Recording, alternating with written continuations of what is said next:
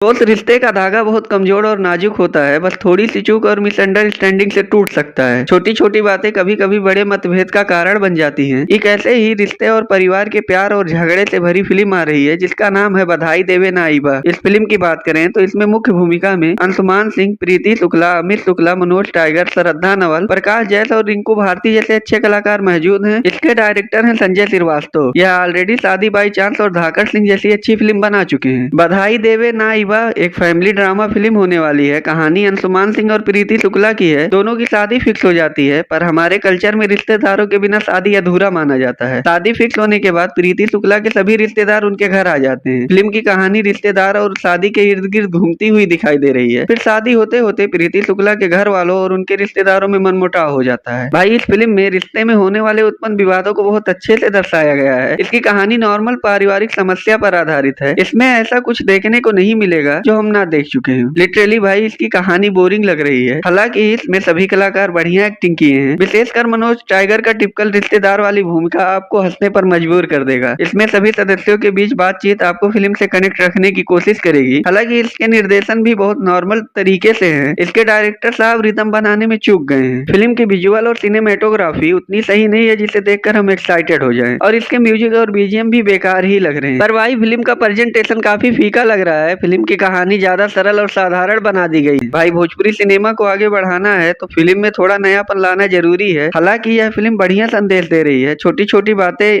अपने खास इंसान को दुश्मन बना देती है, इसीलिए अपने जुबान की मर्यादा को बनाए रखना चाहिए। कुल मिलाकर यह एक मनोरंजक फिल्म है जो परिवार और रिश्तों के कहानी को हल्के फुल्के अंदाज में पेश करती है। अगर आप फैमिली ड्रामा फिल्में देखना पसंद करते हो तो यह आपके लिए एक ऑप्शन बन सकती है। बाकी आज के लिए बस इतना ही। मिलते हैं अगली वीडियो में। जाते जाते मेरे वीडियो को लाइक और चैनल को सब्सक्राइब करना मत भूलिए।